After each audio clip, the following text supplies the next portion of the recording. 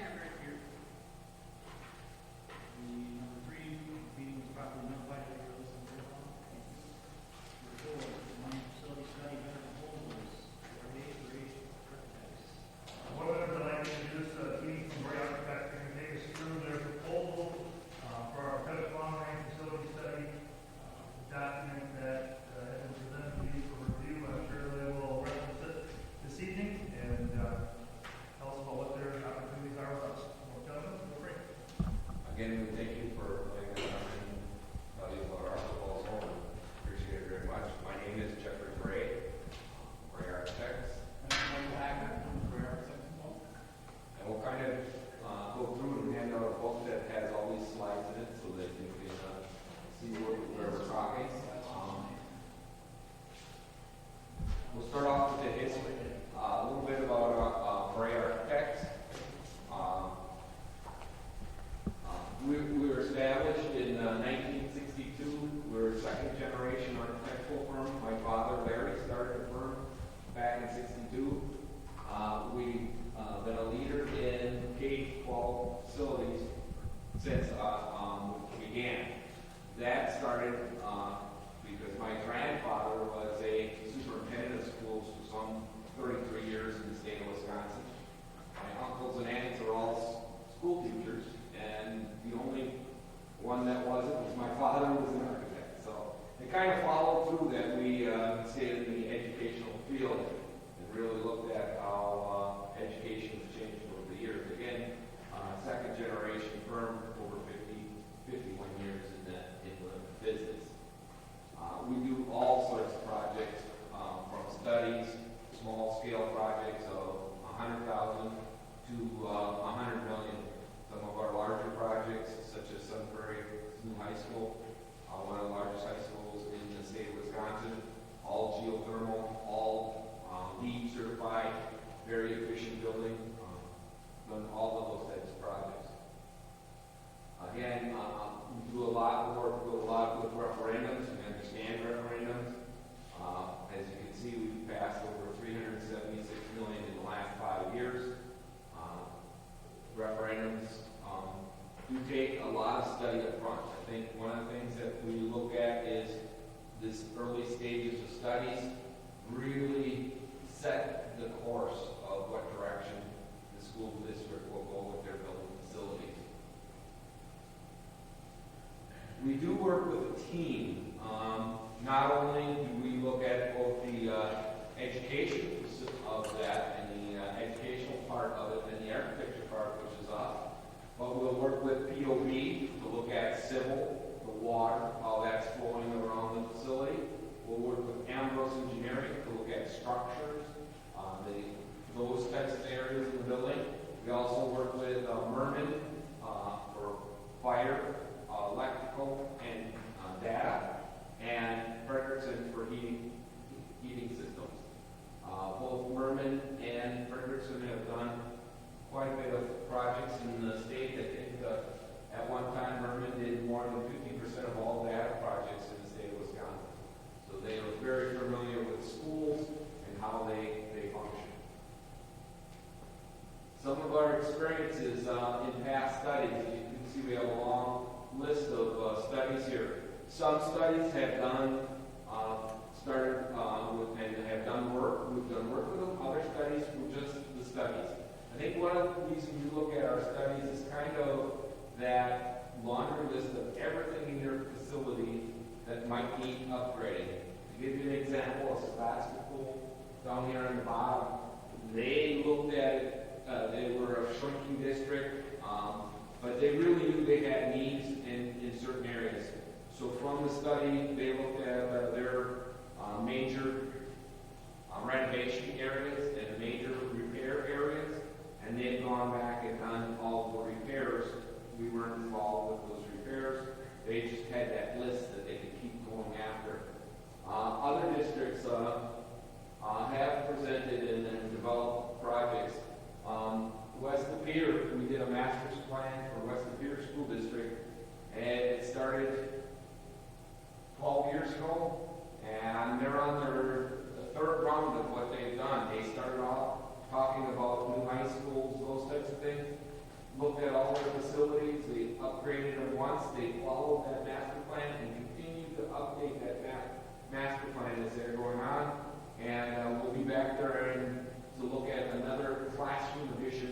that they knew they were going to have about 7 years after the last addition they've done. So they follow that master plan to really set them so they kind of know what's going to come in that future.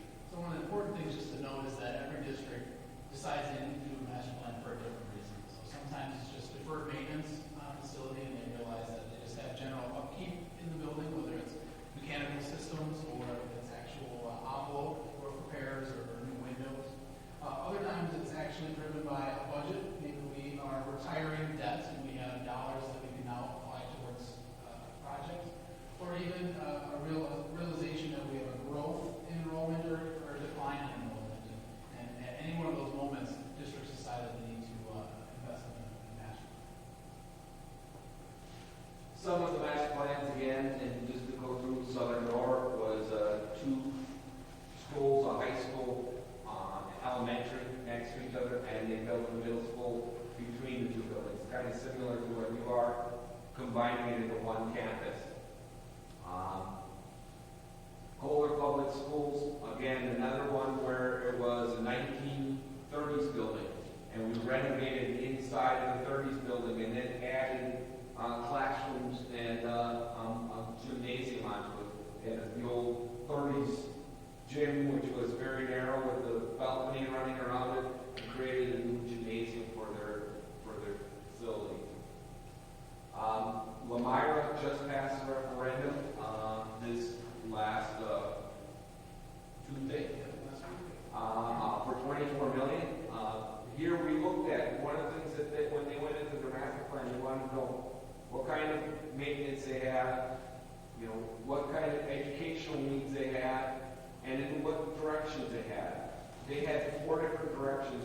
We actually went out to the community with those 4 different directions, and the community selected the direction to renovate and repair their existing facility. So there's approximately $6 to $8 million in this project that will just go for updating electrical systems, heating systems, bring them up so that they know over the next 15 years they're going to have a facility that's efficient and operating properly. Another one that we have done is Tomorrow River. About 5 years ago, we were with their group to study the master plan. They developed a list of priorities. From that priorities, so their number 1 priority was to have a cafeteria where they could feed enough students so that they could reduce lunch time. They had 7 different lunches, and they started at 10:15 in the morning and went to 2 o'clock in the afternoon. They said, that doesn't work. So we not only look at how it functions, but how it also functions educationally. They knew if they could reduce the number of lunch hours, they could get the kids more time in classes and not as much going back and forth. So one of the things that is being built onto this building is the cafeteria. They're also adding on 7 classrooms onto the building. And they know in their long-range plan, they still want to redo their science department, and they want to add another gym. Those are things that are still sitting out there that they know are for the future, and have that in their master plan so they can continue that work. In Hartford, we had the opportunity to work with the Union High School, which is a filter of a series of smaller districts into one single high school. And there we did a full master plan for them, and we actually brought with a copy of that. This would be an example of the type of deliverable that our firm would produce as part of a master plan effort. We're going to talk a little more in a minute about the process that we go through, and it's one of the things that we believe is unique about Bray and unique about how we guide the district through a master plan effort, is the process that we lead. So this is a great example of that. And we'll talk a little bit more about that in a little bit, but that we completed last summer, and they are currently in the process of completing construction documents to go to bid for the first phase of the project. Again, one of the other master plans we did was we looked at Oshkosh schools. We looked at every elementary, middle school, high school in Oshkosh. We do smaller districts, and we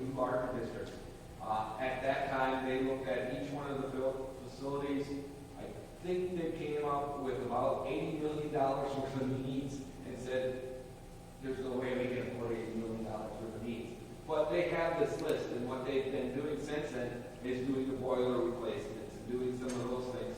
And their biggest one was the Northside Elementary School, where it was built in the 1950s, and it was built out of wood in the 1950s. And they replaced that school, went to referendum, replaced that school, and opened up this last year. It's a LEED gold building right in downtown Oshkosh, and became a really key part of revitalizing that part of the town. We've also had opportunities to work on specific items within school districts all over the state. And one of those is in the performing arts venues environments. And that was, we know there's part of this dialogue here is going to be taking a look at our large construction multi-purpose uses throughout the district. And we just want to show that we have extensive experience in this type of an environment. We've done over 25,000 seats within K-12 districts all over the state of Wisconsin. And you saw some of those were renovations of 1930s buildings all the way up to brand new facilities. Again, we look at the acoustics and all of those other factors, not only in these types of facilities, but your existing gymnasiums and those other things that really create a good environment for those students. The other one that we'll look at also is we've done a lot of fitness centers and gymnasiums across, as you noticed on Kohler. Fitness stations are changing, fitness centers are changing. They're becoming more community driven, more community space with exercise bikes and different types of electronic equipment for students and for community. One of the northern towns actually built a huge climbing wall in their facility. We're currently working with Schwab outside of Green Bay on a similar joint use program. We're working with the community as well as the school district, which is a funding mechanism to support a need that both entities identified together. So as we had talked, we believe, and as was outlined in our proposal, that we have a defined 7-step process that we believe defines and makes us unique compared to a lot of our competitors. This is a process that we found is proven.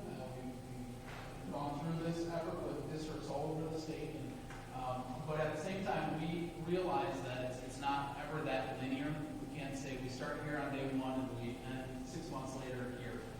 What we do realize is that we do need a roadmap. We do need an ability to guide you through a process. And so for us, we break that into a series of steps. So the first one is just project initiation. And there, what we realize is that it really is a great benefit to create a structure for going through the master planning effort. Ultimately, all final decisions will come back to this group at a board level, but this group really would like to have recommendations and kind of complete analyses brought back to them. So what we found is creating a steering committee, which is really structured by the leadership throughout the district, and that is kind of leading us on a day-to-day effort through this process. But that leadership group really then defers to a project advisory committee, which are really the users. And those are going to be our teachers and our students and our parents that are in the buildings all the time that can help us better understand what works and doesn't work. And we found that having this type of structure does help us get the information we need and come back to you with a thorough analysis at the end. From there, we really branch into two things kind of parallel in the process. The first, and maybe one of the most important pieces, is really the facility analysis on the buildings and grounds side.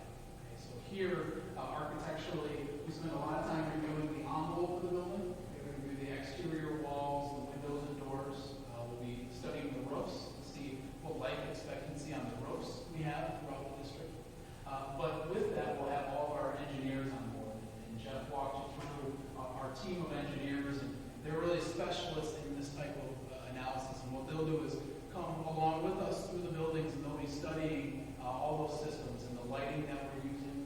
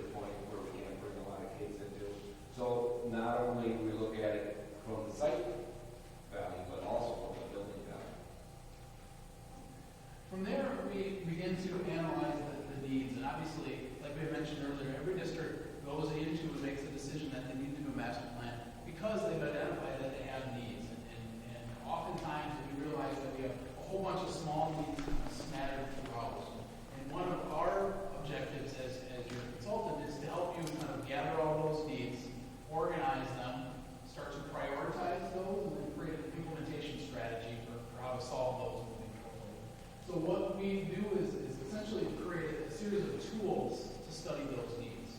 And those tools look like questionnaires and surveys.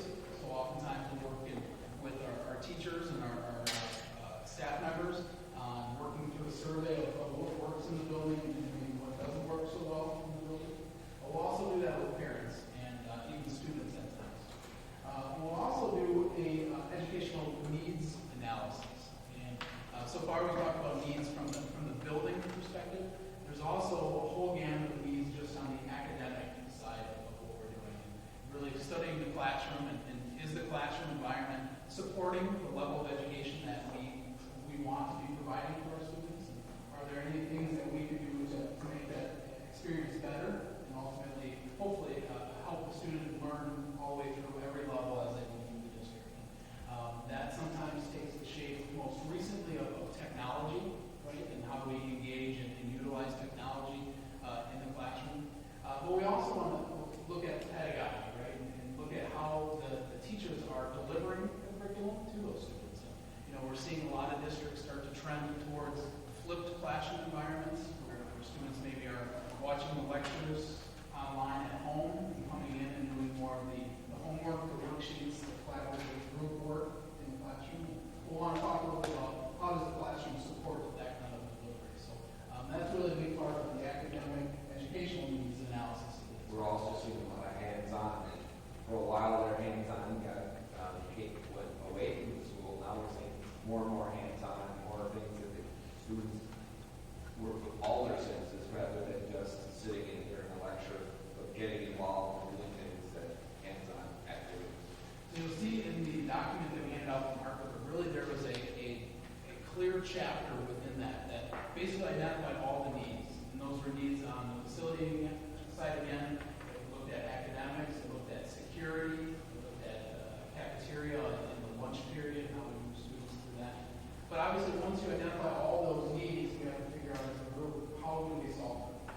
What are the ways that we can fix those problems? And what are the most important problems within that? And what maybe can we tackle a little bit later down the line? And so what we do in the fourth phase of the conceptual design is actually start to identify and come up with design solutions for those. And those tend to take the shape of floor plans. They may look like site plans if we're talking about moving circulation on the site. We'll oftentimes even start to do some 3D imaging. And all we use a program called Revit, which is it's kind of the new AutoCAD. It's a three-dimensional AutoCAD program. And what we'll be doing is, on day one, redrawing all of your existing buildings in Revit. So from day one, we're working from three-dimensional digital models of both the buildings. From there, we can start to create three-dimensional images and renderings very quickly to support that process. One of the areas that we believe is really important throughout this process is really to get feedback from the community. We do some things like we know kind of passively, like a survey as an example.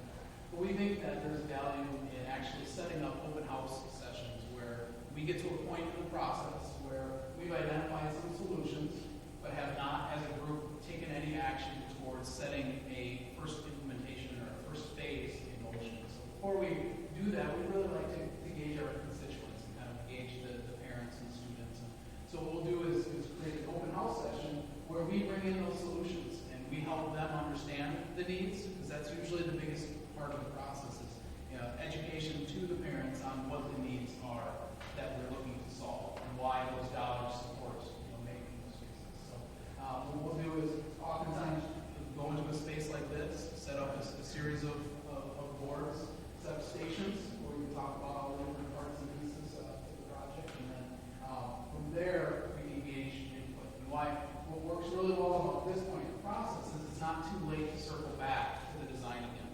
And so if we hear back from parents in a very strong manner about a piece of what we thought was the right solution, maybe they disagree or have a different opinion on the right way to solve that, we can always circle back to conceptual design and spend some more time there making sure we get it right. It also gives you a lot of input for what is the most pressing need, because the community could feel what that pressing need is and kind of reinforce it by bringing the community into talking about here's our need,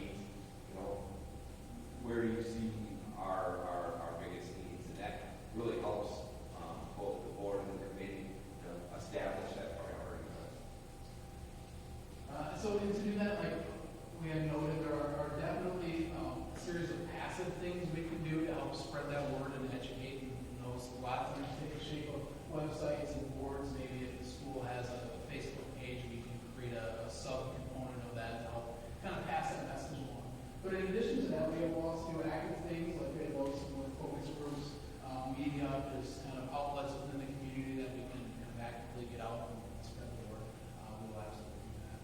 But then ultimately what we need to do is come back to you having cleanly and clearly communicated all of those challenges, why there are challenges, and the edit group will have identified what the most pressing challenges are, the solutions, and then in the end, what we think differs about this process is that we have a document that clearly ties all those things together, and hopefully it doesn't just go on the shelf and collect dust, right? We as a group have identified, okay, here's phase one, this is what we think we can tackle right away, based on needs and dollars and the balance of all those things. So ultimately, at the end, there is a final report that takes the shape of what we handed out today. And as part of that, obviously, as the group may say, okay, we need to start to create some imagery to support those solutions for phase one. Obviously, what we can do is help to help create renderings and things if we decide we need to go a path of a referendum or we should go a path of educating the community. We can pull parts and pieces out of this document to use to support that process. And it does help for new members that are coming into the community and being part of the board, part of the district, that they can take this document and see where you were, where you want to go, and it really gives you that guideline to move forward on your facilities. Again, we'd like to thank you from Bray Architects. We've done many long-range facility plans. We appreciate it coming in and telling you what we can provide for you. Again, it's as much your process as it is ours, and that's why we feel that we get a lot of input, because it really should reflect your community. So with that, I guess we'll open it up to any questions you have for us about the process or the code. Did a good job of timing. We practice. Did you practice? It's not our first one of these. I guess our focus, we've got a lot of buildings, stuff to build. We've got an old Main Street building in Weyauwega that we have, but it's an old gymnasium, it's yours. And there's an old boiler in there, and I think we're kind of looking at what it would cost us. Is it worth fixing? If you come through and say we need this, this, and this, and this. I think that's kind of what we're looking at. We're looking at other maintenance projects and the upkeep and maybe our tech ed department. And how we could, ideas the way we would utilize that building. If it's feasible, we could utilize it. And I think that's where the educational study has to blend in with the facilities and say, here's the things we're teaching now, here's the things we're thinking about teaching within the next 5 years. How does that affect our floor plan, and how does that affect our rooms? And one of the things that we're seeing across the state is we're seeing less and less computer labs, because more of it's going one-on-one. They're going to the carts where they bring you right into the classroom. So that changes the way the building functions. So those are things we have to look at with educational along with the physical. What is that boiler cost, and what is my payback by putting that in there? So from what I've seen, you've done projects that didn't include building new building. Correct. I guess right now, as I sit here, we've got buildings. It's just, maybe we have to fix them so they work for us. Amarol is going for a $2 million referendum just to repair their building. They've been going after, we did the study, they had a long list of items. They took everyone they could, and now they're saying, well, we want to keep moving on this, but they look at going to a referendum to start doing more of it there. One of the things that this study will show you is when you get to those big ticket items, it might not be a boiler, it might be some roof repair or some major roof replacement. That becomes want to do in that annual budget. One of the things we'll look at with you is your annual budget and how much money you have for the maintenance and how much money you can keep into the maintenance. For example, Tomorrow River, when they looked at it, they had a major referendum coming off their tax roll. So instead of having their taxes drop, they looked at, okay, we can spend up to about $11 million without having our taxes change.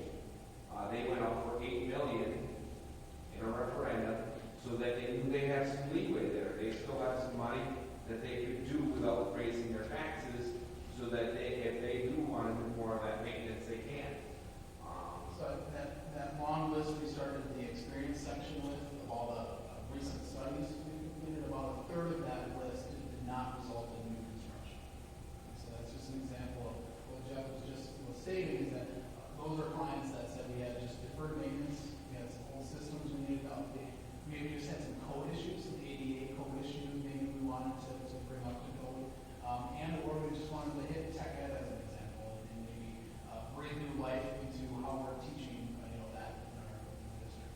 So to that point, yes, many districts, some are fortunate to be in a position or are being pushed based on kind of a enrollment bubble moving through their district that they have to add classrooms. But other times, districts aren't. It's just a matter of, how do we take this as an investment within the district and then make it last just as long now as we had it. Very good question.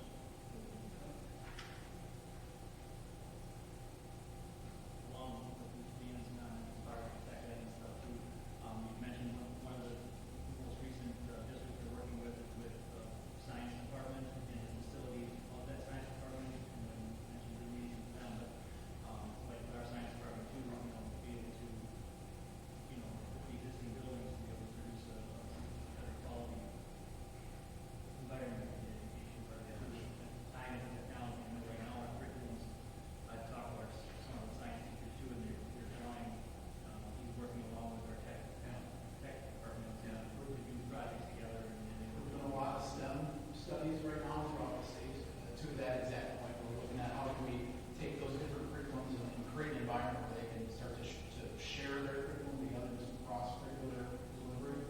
And so we're doing a lot of STEM environments, a lot of maker space where maybe what was just a wood shop now has maybe a 3D printer in it eventually.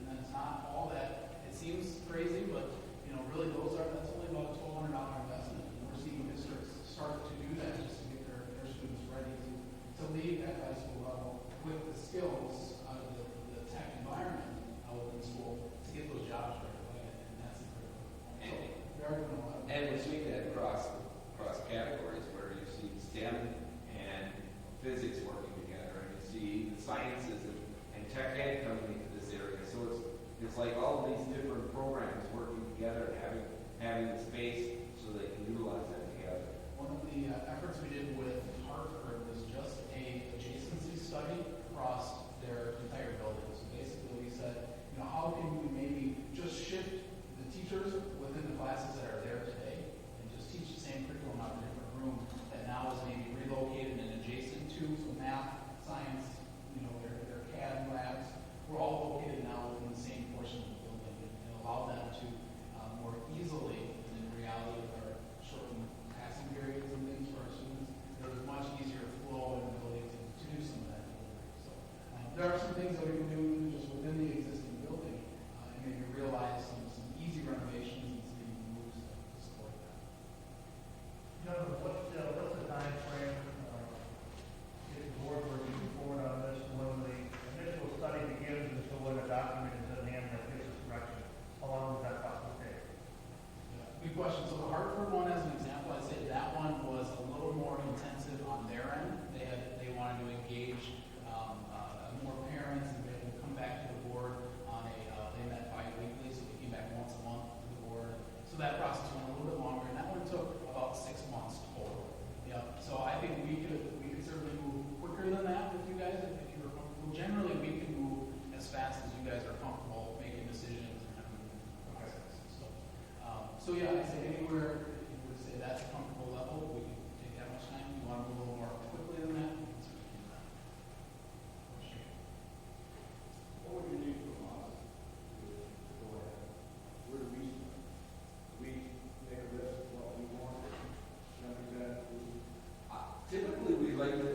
start with kind of a clean slate, and then go in with our engineers and with staff and look at all of those aspects of the building and see where that comes.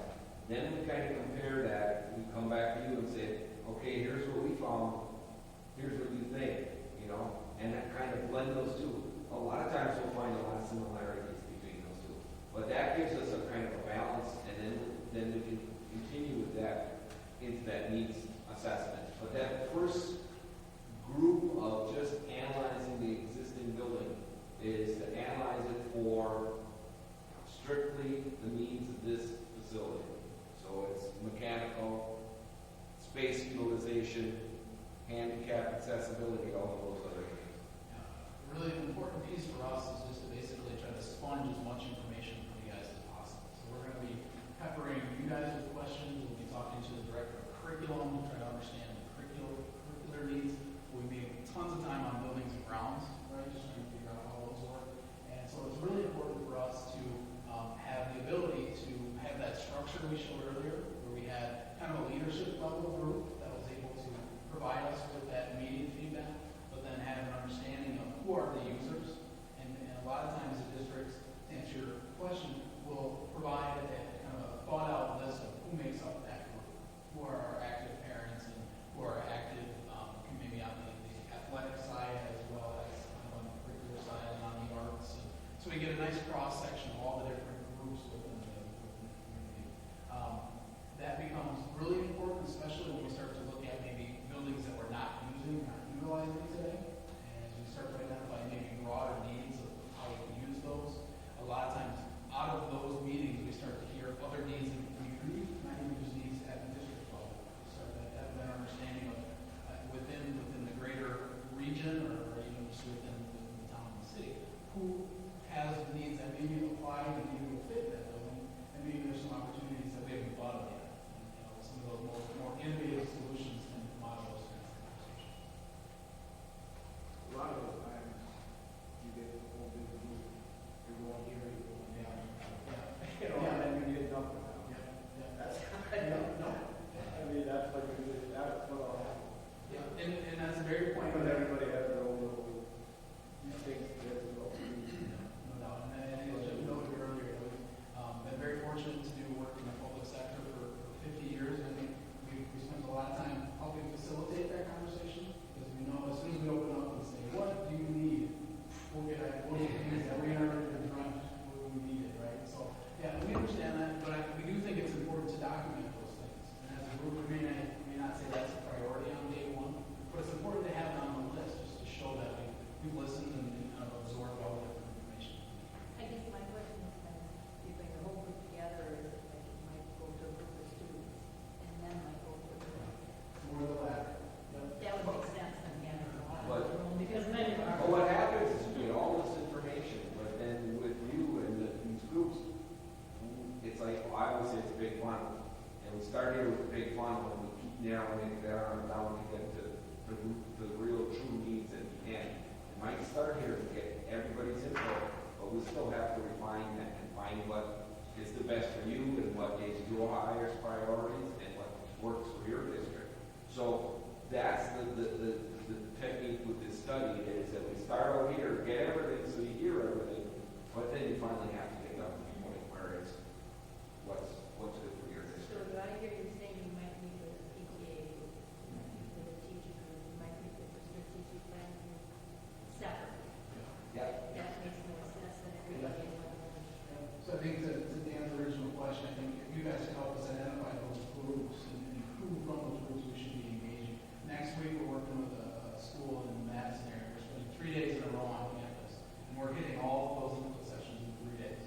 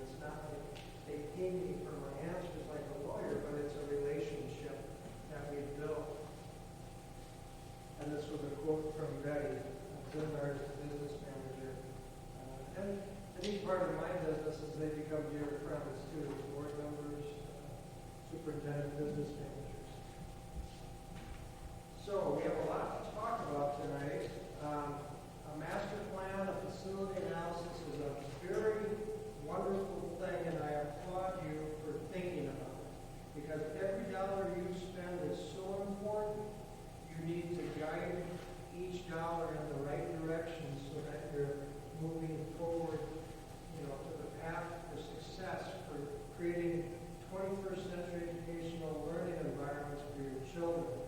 They say that the children who are going to school today, the jobs they're going to have aren't even created yet. Things are changing so fast. And so it's our job, we feel as architects, to come and talk to as many districts as we can and to serve our current clients about what some of the items are going on in educational architecture so that you don't have to do them all. We're going to show you some far-reaching stuff tonight. Our goal is to try to inform you, to let you know what others are doing across the country, really. And then you can make important decisions on how far you go with trying to transform your buildings to 21st century educational architecture. So to get to that point, so you can start making decisions, we do a facility engineering analysis. Okay? We get all the engineers out, all your buildings and architects, and we go through and we comb all of your buildings, and we have a database that I'll show you, a spreadsheet that has line by line each item, and we categorize them and prioritize them so we can go through and say, oh, these things are priority 1, priority 2, priority 3, and then you can revise them and say, no, I want that to be a priority 1. The spreadsheet can data sort, and you get a new total, kind of what your 1s are, what your 2s are, you can sort it, so how much are we spending on mechanical, how much are we spending on the new windows, what are we spending on the floors. So facility analysis becomes almost a design in itself because you're trying to manage the amount of capital or whatever expenditure you would choose to put forth to pay for it towards those items, but you're trying to balance it with some of the educational needs. Because when we do a master plan, you need to fix the bones of the building, but you should also consider the learning environments of the children. We'll get into that. If you would like to take it into a participatory process, we are very good at facilitating medium, large, small groups, community members that get together and want to talk about. We present the facility options, we talk about our educational analysis of your facilities, and we might start to talk about what are some things you could do. And it kind of becomes the group, the community, the consensus building process of what you want to do. So we'll solve it. So this is that spreadsheet. Very proud of it. It really can do many things with the prioritization, the categories. This was for campus board. It's got a project code. It puts on what funding source, if you want to look at health, safety, or any other energy rebates. The first priority, the second priority. Okay, these are kind of after it's been worked on. So you can see the initial priority was a 2, but they changed it to a 1. Okay? So you get the total for 1, you get the total for 2, you get the total for 3. You got roofs, you got windows, you got doors, you got floors, you got mechanical systems, you got plumbing. They usually, as an example here, they're usually 4 to 8 pages long. It's categorized by building. And what you can do is you can use that thing for 10 years, for 15 years if you want, because those items aren't going to go away. And you might fix the 1s, but the 2s are still there, and you still know they're going. So we use them for years with clients. As we finish them, we put them in another category where they're still vacant, but still part of the process. And so along with the facility analysis, as Steve was mentioning, we do an educational analysis. So that's where we're going to sit down with key members of each building, so maybe the principals, key staff members, custodians, really understand and learn about the building. This phase is kind of the homework phase for us. We're just trying to learn and understand about you. We're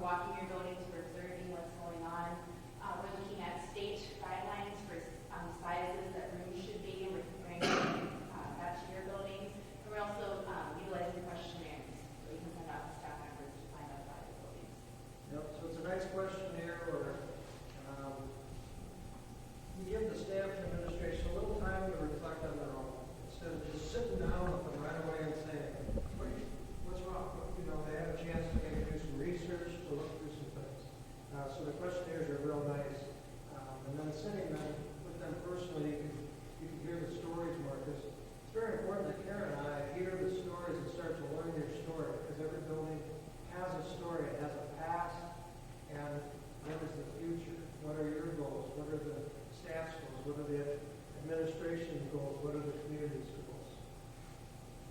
So along with that, we're going to start using, we've got floor plans of your building, start making notes as we're meeting with staff. But as you see, wherever you see with this particular building, the areas highlighted in red, we're just identifying the rooms that aren't matching up to square footage guidelines, state guidelines.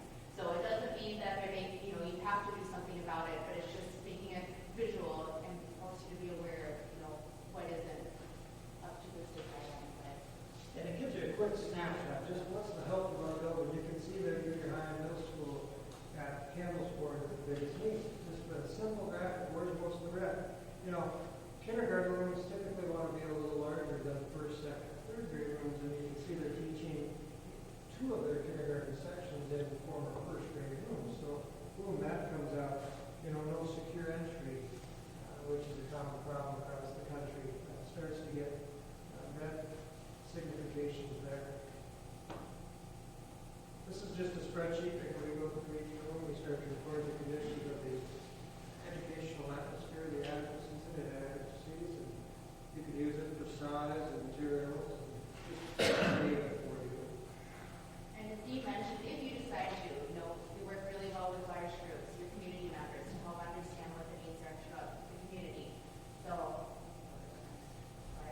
often it's a series of several different meetings where we're also educating them about everything we're going to teach them about the facility analysis, we teach them about the educational analysis, and then we also like to talk to them about what we're seeing in educational facilities.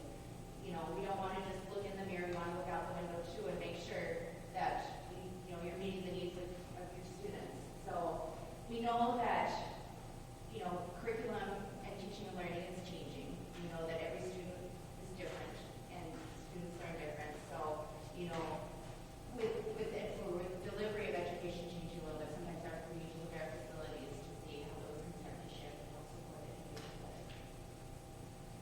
Often we'll take groups on tours. If you're not able to actually visit our buildings, we'll take virtual tours. We can see what others are doing. But it's great if you can actually get out to the actual buildings and talk to staff and hear about their experiences, what they like about their buildings. Often too, we'll utilize surveys, like a monkey survey, Survey Monkey. It helps us either to help kind of deduce some information from the large group, or else it helps gather information from the community as well. We use those often. And I want to mention about the facilitation part. If you're just interested in hiring a firm to do the facility analysis and the educational analysis and leave it at that, we take $3,000 off of our fee. If you didn't want to do the community engagement process and just wanted to take it to step one. A lot of times communities want to take that information, get a group of interested, fired up community members and yourselves, and this was Campbellsport where they had a 1933 part or 1955 rule. The original school was right here, and then they kept adding on, and really the root of the whole thing was that thing really has seen its life use. The mechanical plumbing, even the systems, the structure, the walls, it just needed to be considered to be cleaned out, and we designed a new portion of the high school, gyms, cafeteria, classrooms, and we just presented another model to them the other night. But it's not that you have to do it, it's just what are some of the possibilities and options, and we put costs to those. We're very good at estimating our architecture because we're lucky enough to build a lot of schools. That's all we do. 98% of our work is schools. We do a lot of work in western Chicago area, a lot of work all the way across Wisconsin, obviously with Minnesota, so we worked there. We worked in Pennsylvania for 10 years, so we have a good database of what things cost here that we just built here. And so we know what an addition costs, we know what a new school costs, we know what a renovation costs for a mechanical system upgrade costs. So this is just an example of options that they determine and they talk about. So thank you for welcoming us into your community. We had a chance to talk to Scott. and learn about your facility. We understand that you have secure entry needs, very similar across America with the rethinking of who comes into our building. We don't put a lot of handles on doors anymore that go outside. You can still get out, but you can't get in. A secure entry is one where we bring the group directly in the front doors. We lock these. We put a door on the side of the waiting room. We bring them directly in, and then they can get into school. So everyone has to come into here. The rest of America, like yourself, you have a system where you hope. You hope they come into the school. You hope they're good people. We're trying to take a step beyond that. Some renovations are harder than others. But when you do have the office next to the entry, like this elementary school, all we did was cut a door in. You can see the outside doors. These are locked. They go in, they check in, they come in. So it's a very simple, inexpensive way to directly take charge of who's in your buildings. The rest of the doors are locked after the kids come in from the bus. Branding your school, letting people know where the entry is. This was that same project where this was before and that was after. So just simple canopy, protect the children before and after school, to get a little accent at the entry was important to them. The cafeteria is a wonderful space. And throughout the time of school, that's where you get to eat, you get to meet before and after school, you get to see your friends. It's really a celebrated space, and there's a lot of opportunities in a cafeteria. We understand that you're looking to go to one period. This was in New Richmond, Wisconsin, where we took their old high school, made it into a middle school after we built the new high school. This was their cafeteria before, and all we did was simply take the roof off and raise it and put windows in, and to change that community space. This was the space before that. It's the gym lobby, it's the community space, and we got more serving lines into the kitchen. We got it just to become more of a social space. So, not that that's right, but we understand that you're looking at some cafeteria options. With one-to-one devices now, kids are looking for places to get information, to meet with their friends. This is a very social space, and we believe it should be a comfortable space that they want to be in. It can really just become another learning space too. We're seeing more and more different types of furniture throughout cafeterias. It's not just your standard cafeteria tables. So you're seeing, built-in counters with power, so kids can work on laptops and plug in, tall tables, booths, low tables. So just, we're seeing a lot more variety, more than the traditional cafeteria. For the centers of excellence, Scott shared with us some of the initiatives you have going with local community schools, and culinary arts was one discussion. And actually, we were talking about the food lab might be coming. And what we're seeing with some clients is the desire to teach culinary arts as a profession instead of cooking in a domestic sense. So we work with clients to get some culinary arts spaces designed. Oh, we have a picture of that. What's the picture? Oh, okay. So it's just a little different mindset. I don't know if you're going there, but that's what some people are starting to do. They're trying to train the children for a profession, like tech ed, like industrial arts. It's another profession out there. We've done a lot of ag labs, the flexibility needed for some animal storage, for garage doors, moving animals in and out to clean the actual fish, the banks here, to get different species of fish harvested. And they don't have to be dark and dingy like some of them are. They can be beautiful spaces. We put windows in for them to make them celebrated spaces. One thing, as you kind of mentioned, what we like to do is kind of study your buildings and look at how your facility is functioning as far as educationally appropriate spaces. We don't have all your floor plans up here, but we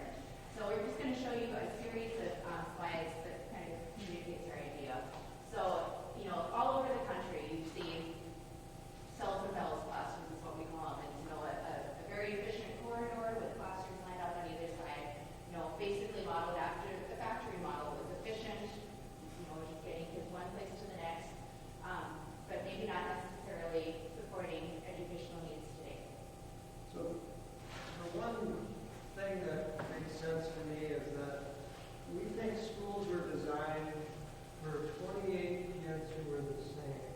And we're going to face all 28 kids to the front. We're going to have one person who's the expert. Teach them. Well, children are getting information from other places now. They can, retrieve information in many different ways. And they say the teachers are becoming more mentors and helping the students develop a knowledge in a certain interest. The other thing that a lot are talking about is all 28 of these kids aren't the same. Johnny likes to move all the time in his chair and he hates sitting there. Maggie, she really likes to sit there and she likes to read to learn. But Bobby, he likes to see pictures to learn. And Johnny likes to meet with people to learn. So when we built these schools similar to the industrial era model, the thing that we find is missing is that we don't have a variety of spaces for the different learners. Some like to stand up in the back. Some like to sit in a small group. Some like to go to a carol and study on their own. Just as you know, there's many different people, students, children, styles, interests out there, and our schools don't seem to address that differentiation. We just go from one to another at the same scale. And so what we're hoping to show you is that what we believe makes a good 21st century educational school is around a variety of spaces. You still teach 28 kids the subject, but they don't learn it here only. And we're going to show you that it's not just about the classroom and the library, but what happens on the way to the library. There's many opportunities for learning along the way. We just wanted to highlight, this is Premier High School, very similar to what you just saw in that graphic. We've got classrooms lined up along the hallway. No spaces to stop in between. And we're not here to disrespect you to say that that's bad. It is just what has been built across America. And we're showing you not what you should do, but just some ideas of what you could think about. So basically the goal was, as Dean mentioned, to get a variety of different spaces that are going to support different activities for individualized learning and for people with different preferences. And so we realized that you can't really go into a school and just knock everything out and start over. You just, in reality, you can't have budgets. So what we tried to do is create a tiered approach, which would help make it attainable. Maybe you could do it in steps. And so basically tier 1 is maybe just starting to go in and upgrade some furniture and technology. That can be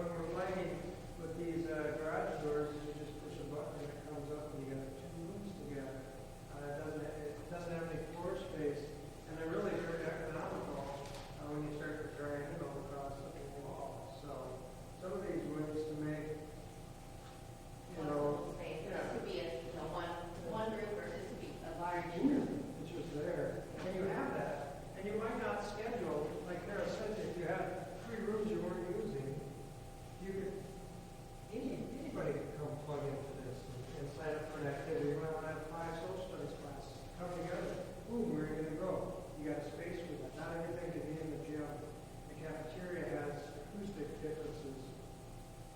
So, and then this is the tier 4. So this is that same space. You can still see some remnants of the original classrooms. But what we've done is just try to totally rethink this space. And we're just creating different learning zones, areas. So you still have some areas where you can pull together, a class. We've got a project lab. We've got a large breakout space. There's still a flexible garage door where people can flex in and out. But we're also creating these smaller group spaces, little nooks and crannies for students to need to get away and work alone or to work in small groups. So we're not trying to change the curriculum. We're trying to change the environment in which the children have the ability to learn that subject and what they're learning. So this is just an example of a breakout space that was just recently completed this last year. It's a school in Austin, Minnesota. But they have this great large breakout space centralized around perimeter classrooms. And so there's glass in between each of the classrooms so teachers can send their students out and they can still monitor and supervise. But there's just a variety of environments. There's flexible lounge furniture. Kids can sit on the beanbag and get comfortable. They can plug in that screen at the end. There's tall tables. There's just a variety. So everyone can find a space that works for them. Here's the garage door. The thing pops open, you get all these rooms together. It's very flexible. So the media center has another opportunity at your high school. Scott and I talked briefly in Kira about some of the opportunities, but just it's not that it's good or bad, but how do you use the space? Every square foot is very important in a building because it can be fully utilized. How is the entrance area used? What kind of 21st century furniture do the kids have an option to sit at? So there's a school in Illinois that we did for the library. It's not very traditional, but when you go to a coffee shop, they don't just have cafeteria tables that you pop down into. Even McDonald's now is doing a good job of making a variety of seating so that you might be a reader who wants to go sit in your chair by yourself and read. Others might want one team at a table. Others